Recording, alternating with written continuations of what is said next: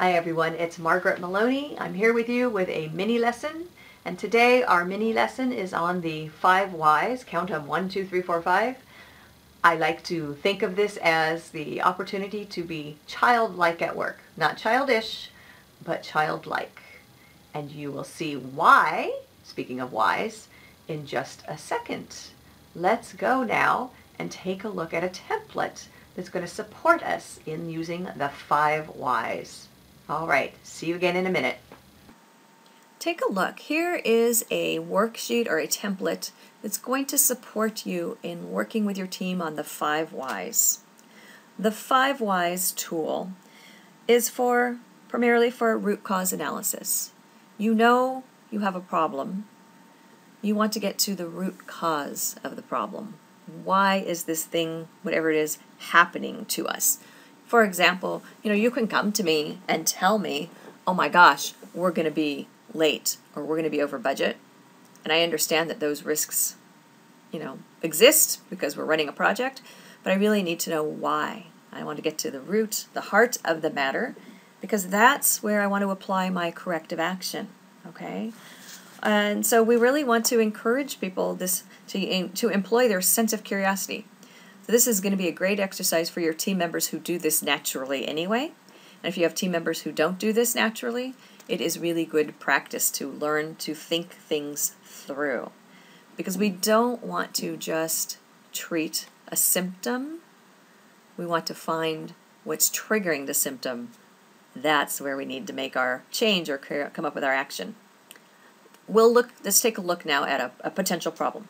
Here's a problem statement. We delivered product to our customer on the due date, and we didn't go over budget, but they've told us they're not going to hire us again. First question, why won't they hire us again? Second, the answer, the product we delivered did not meet their expectations. Why number 2? Why didn't the product meet their expectations? Answer, customer states that functionality is missing. Why number 3? Why does the customer state functionality is missing? Well, the customer has a requirements list that doesn't match the list we used. Why number 4? Why does the customer have a requirements list that differs from ours? Well, our initial project manager left the company and there was no clean transition to the new project manager. The new project manager thought that she had the right documentation. Why number 5? Why did a change in project manager lead us to use the wrong version of a document? Now I'm going to stop here because I think that's enough to get a feel for how to use this tool. You can see that sometimes it's going to take more than 5 whys. Sometimes it might take fewer than 5 whys. It's okay. The important thing is to keep going until you find the true reasons behind the problem. You could also find more than one actionable reason. In the example above, which the example we just walked through, you're probably going to be tempted to know why we didn't have good configuration management or version control on our documents. And I bet you also want to know why the new project manager didn't do some kind of comparison or audit or review with the client to make sure everything was in order. And you might also wonder why this issue didn't surface until the product was delivered, right? Another use for the 5 whys is to help understand the purpose for your project. If you really know why you're leading your team to meet a specific goal, it's easier to set a vision and to help keep everybody walking on the same path. Just like with root cause analysis, and in a sense, understanding why we're running a certain project is, I guess, another form of root cause analysis. You start with the end, and you use your questions to work backwards. This could look like this. Why have we committed to expediting this project for our new business partner? Why are we expediting this project for our new business partner? That's why number 1. Well, our business partner came to us with an emergency, and if we cannot expedite delivery, they're going to lose one of their critical contracts. Why number 2? Why did they have an emergency which required us to expedite? Well, our competitor was providing this service to them, and our competitor didn't meet the deadline. Now I'm going to stop there.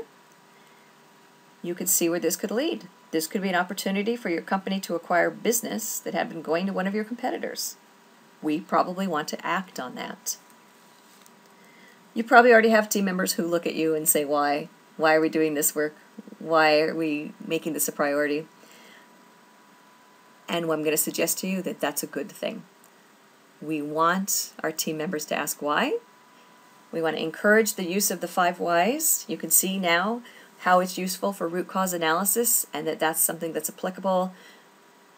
Solving a problem, getting clear on project vision. There, you can see there's multiple uses for this. I encourage you to take it and make it part of your project culture. Now you've had a chance to take a look at the 5 whys and think about some ways to apply it. And now you can see how we can thank young children for what they've given to us, because asking why can be a very powerful tool. And this could be a team builder. It's something that's so easy for you to use with your team. Think about it in terms of, we talked about already root cause analysis, problem solving, but also what about finding requirements? If we were to ask why 5 times about a requirement and why it was necessary. Not in a way, like not why should we have to do this, but why is it needed? What need does it fulfill? What business problem does it solve? If we took that path through the 5 whys, we could be so much more successful in meeting our customers' requirements and having a better understanding. And when we have a better understanding about why we're doing something, most of us do such a better job. So thanks for being here, and I hope that you do have the opportunity, again, to be not childish, but childlike at work. And don't discourage your team from asking why. Bye for now.